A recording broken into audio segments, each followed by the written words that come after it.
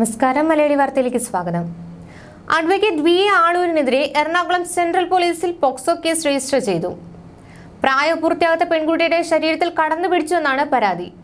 മൂന്നാമത്തെ കേസാണ് ആളൂരിനെതിരെ ചുമത്തപ്പെട്ടിരിക്കുന്നത്. സ്ത്രീത്വത്തെ അപമാനിച്ചെന്ന പരാതിയിൽ 2 തവണ ആളൂരിനെതിരെ കേസെടുത്തിരുന്നു. ബിസിനസ് ആവശ്യത്തിന് 5 ലക്ഷം നൽകിയെന്നും അത് തിരികെ ചോദിച്ചപ്പോൾ അപമാനിക്കുകയും ചെയ്തിരുന്നുവെന്നായിരുന്നു രണ്ടാമത്തെ കേസ്. ഈ പരാതിക്കാരിക്കൊപ്പം ആളൂരിന്റെ ഓഫീസിലെത്തിയ പെൺകുട്ടിയുടെ ശരീരത്തിൽ കയറി പിടിച്ചുവെന്നും അപമര്യാദയെ പെരുമാറിയെന്നുമാണ് പുതിയ കേസ്. കൂടുതൽ അന്വേഷണം നടത്തിയ ശേഷമേ കേസിനെ കുറിച്ച് പറയാനാകൂ എന്നാണ് പോലീസ് വ്യക്തമാക്കുന്നത്. പരാതിയെ തുടർന്ന് കുട്ടിയുടെ മൊഴി ചൈൽഡ് വെൽഫെയർ കമ്മിറ്റി രേഖപ്പെടുത്തിയിട്ടുണ്ട്. ഇതിന് പിന്നാലെയാണ് പോലീസ് കേസെടുത്തത്. അഭിഭാഷകനായ ബി ആളൂർ തനിക്കെതിരെ വ്യക്തിഹത്യ നടത്തുന്നുവെന്ന് പരാതിക്കാരിയെ യുവതി പ്രതികരണവുമായി നേരത്തെ രംഗത്തെത്തിയിരുന്നു. കേസിന്റെ വിശദാംശങ്ങളടക്കം ആളൂർ പുറത്തുവിട്ടുവെന്നും വ്യക്തിത്വം വെളിപ്പെടുത്തുന്ന തരത്തിൽ മാധ്യമങ്ങൾക്കുൾപ്പെടെ വിവരങ്ങൾ കൈമാറിയെന്നും അതിജീവിത ഒരു മാധ്യമത്തോട് പ്രതികരിക്കുകയായിരുന്നു.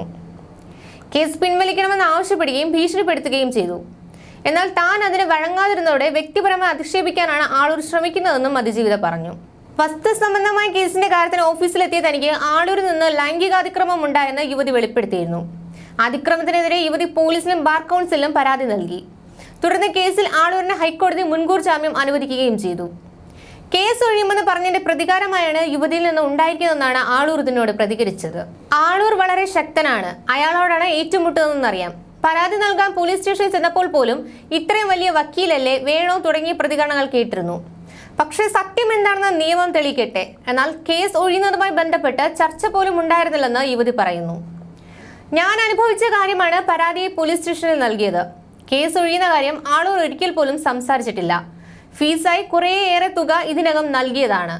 എന്നാൽ ആ കേസ് നീക്കുപോക്ക് ഉണ്ടായിരുന്നില്ല. ഇത്രയും പ്രശസ്തനായ ഒരാളിൽ നിന്ന് ഇത്തരത്തിൽ പ്രതികരണങ്ങൾ ഉണ്ടാവുമെന്ന് കരുതിയില്ല. അയാളുടെ ഓഫീസിൽ ചെന്നപ്പോൾ ഞാൻ അനുഭവിച്ച കാര്യങ്ങൾ അതെനിക്ക് വല്ലാത്ത ഷോക്കായിരുന്നു. എന്ത് ചെയ്യണമെന്ന് പോലും അറിയാൻ വയ്യാത്ത അവസ്ഥയായിരുന്നു. ഇപ്പോഴും അതിൽ നിന്ന് ഞാൻ പൂർണ്ണമായും പുറത്തു വന്നിട്ടില്ല, അതിജീവിത പ്രതികരിച്ചു. പരാതി നൽകിയതിനെ തുടർന്ന് നിരവധി തവണ ആളൂരും ജൂനിയർ അഭിഭാഷകരും വിളിച്ചിരുന്നു. ബാർ കൗൺസിലിൽ പരാതി പറയാൻ നിൽക്കുമ്പോൾ ആളൂരിന്റെ ഒരു ജൂനിയർ വക്കീൽ വന്ന് കേസ് പിൻവലിക്കണമെന്ന് ആവശ്യപ്പെട്ടു.